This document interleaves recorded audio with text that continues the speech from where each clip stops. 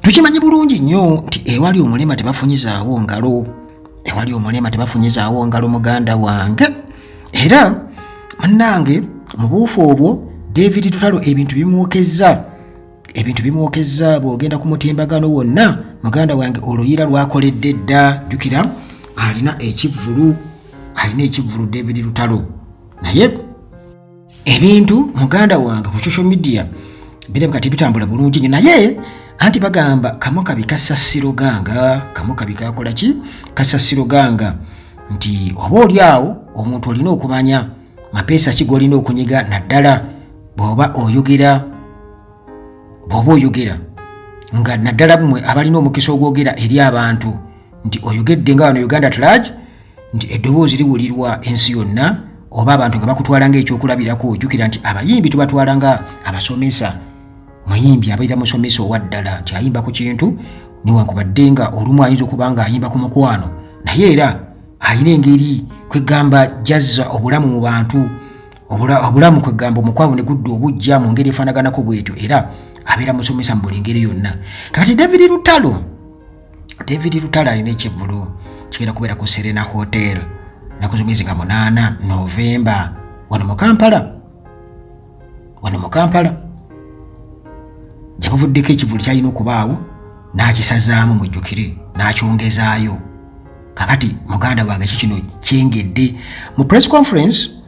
gye babaddemu nayo ne Mr. Kisemakula yabaddeyo, era bw'atyo Mr. Kisemakula n'atwala omukisa okubeera nti nno yeetonda ku lwa David Lutalo nti bw'aba yasobya mu musonyi we, era yagaye nti azaala ekibya kikola kyakiwongerera, bw'aba yasobya mu musonyi we mu ngeri efaanaganako bwetyo. Naye ate David Lutalo bwe yakutte akazindaalo n'agamba nti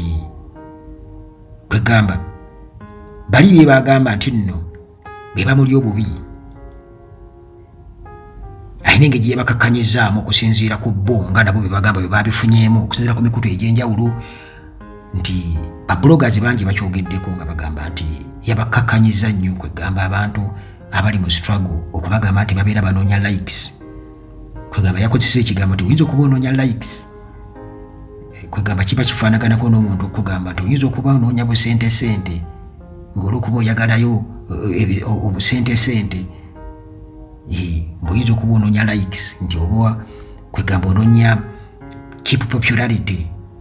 naye ne weerabira nti olina obulamu bw'omuntu bw'okola ki bw'oyonoona. Kale kwegamba tekisaabulula ate Mr. Kisemakula kye yabadde azimbye, era ne Mr. Kisemakula abantu ne bamuyisizaamu awo eggaali nga bagamba nti bwano Kabaka yali talabikako gy'ali, naye bo tebaavaayo kwogera ku nsonga ezo, tebeegatta wamu n'abantu nga Kabaka talabikako gy'ali. Wabula Mr. Kisemakula yakuba oluyimba oluvannyuma, era nga mpulira agamba nti bangi boogedde bingi nnyo biki bwe bityo, naye empologoma mweri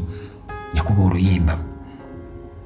Naye oba olumu kwegamba anti bagamba asiise terejjusa nti oba oli awo naye nga ye omuyimbi Mr. Kisemakula engeri gy'ali nti amanyi ebikonge bingi Emmengo n'ebintu ebirala ebitambulira awo. Kuba Mr. Kisemakula ndowooza y'omu ku abo abayimbi abakyasinze okukuba ennyimba Kabaka Lord Muwenda Mutebi yali ayagaddeko. Oluyimba bwe luli kamutendereze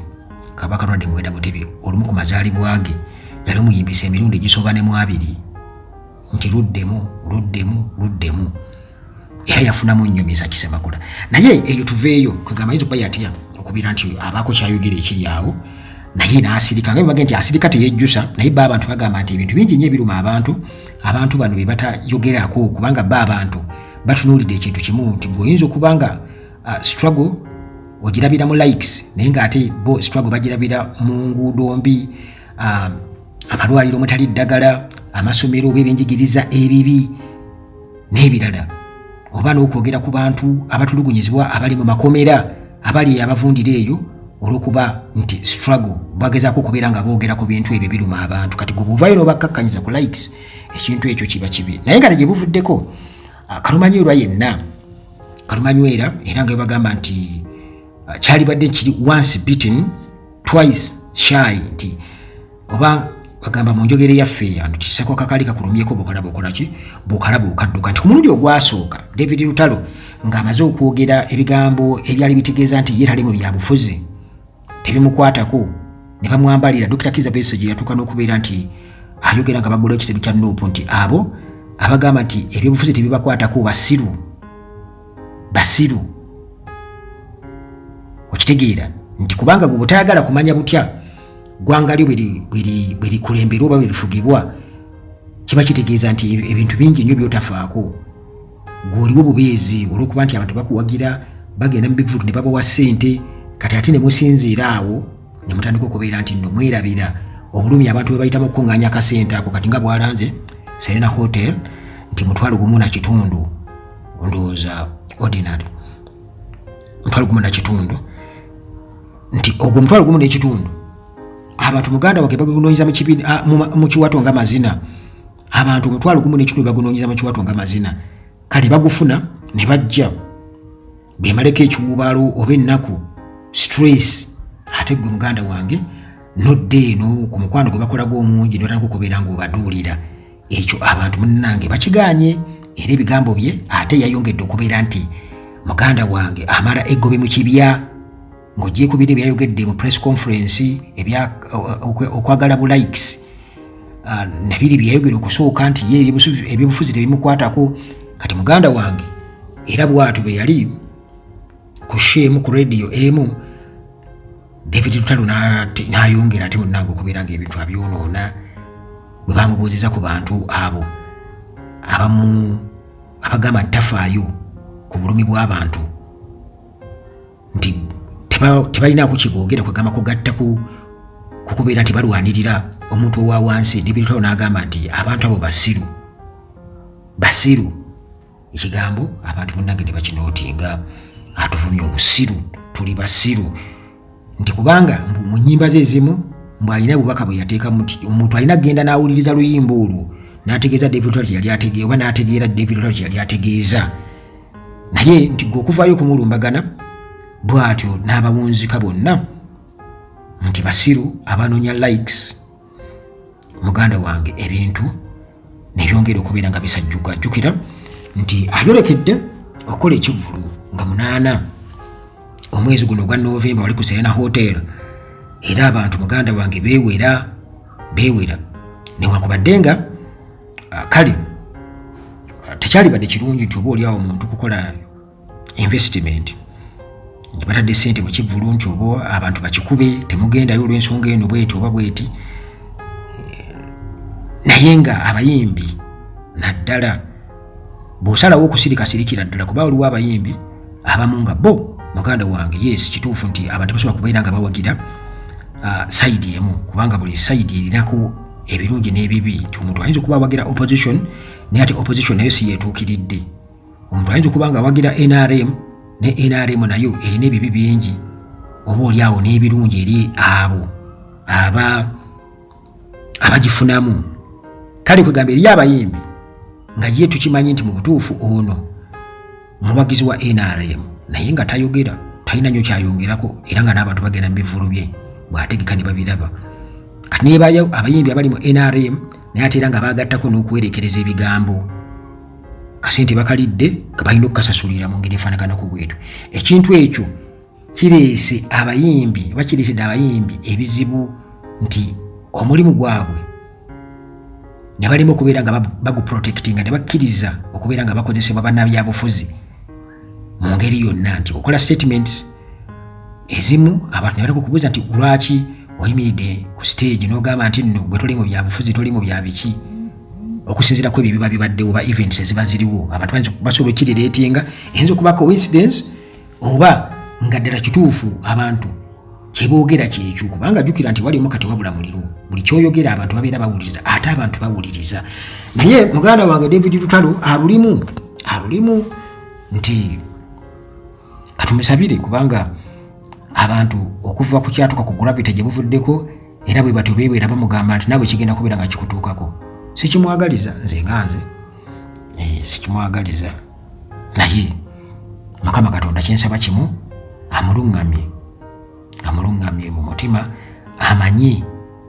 nti ewali omulima tebakola ki tebafunyizaawo ngalo eyasirise asirikire ddala babagamba asirise teyejjusa wakiri abantu babulwa kye bakwogerako nti wayogera bwoti ne bwoti naye nga tovuddeeyo ate kwogera nti kugeza kukunyonyola bantu kuba okunyonyola omuntu okutegeera naddala bw'oyogera ku kigambo busiru n'oyogera ku kyokuba nti gwenza okuba onoonya kalayiki onoonya likes kwegamba abantu abali ku mutimbagano balabira ddala nga mu butuufu obayisizaamu amaaso kati nabo kye babazaako ki okuyisaamu gaali nakunyonyola kubanga kati buli omu abanyonyola munne asobole okubeera nti amumalamu obusiru ekintu ekiba kigenda okukoseza ddala ggwe nga ggwe alina kariya kati ng'omuyimbi David Lutalo omuyimbi waffe nsuubira okuba nti y'omu ku abo abayimbi be bali basinze okwagala wano e Uganda nga bakola ennyimba mu butuufu ennyimba ezikyamudde abantu naye simanyi kiki lwaki aseere David Lutalo mumanyi ng'omuntu omugezigezi bwe nali mumanyi naye ate ndaba nti lwaki aba abuuka layini ezo kubanga eyo gy'alaga tajja kusobola kumalako tajja kusobola kibi nnyo naye nga musajja waffe nga bwe nkutegeezeza nti muganda wange birabika bimwokeza naye nga 8 Novemba Serena Hotel kumuna kitundu obona emmeeza ndowooza nezigenda mu bukadde bwazo abamu bajja kubaayo ab'emmeeza naye kakati waliwo eno ennamba eno eyeewera wano olaba kaaliyo kwega kinnuma nnyo nze nga Uganda Atalaje kuba ndaba nti musajja gy'avudde bamulangidde obusiiwuufu wavaawa wajja okumukako n'evvu ffe tukuwagidde okutuuka awo kubanga era kituufu tosobola kubeera ng'oyimbira nsolo oba miti abantu ate bano abawansi kubanga jjukira David Lutalo nga yakajja ye muvubuka eyagaana okubeera nti agenda okuyimbira mu bandi ennene biseera waliyungawo Eagles Production ne bandi endala ezaaliwo naye yagaana n'asalawo kyobula yatandikira mu byalo eyo ng'akubwa ne buzindalo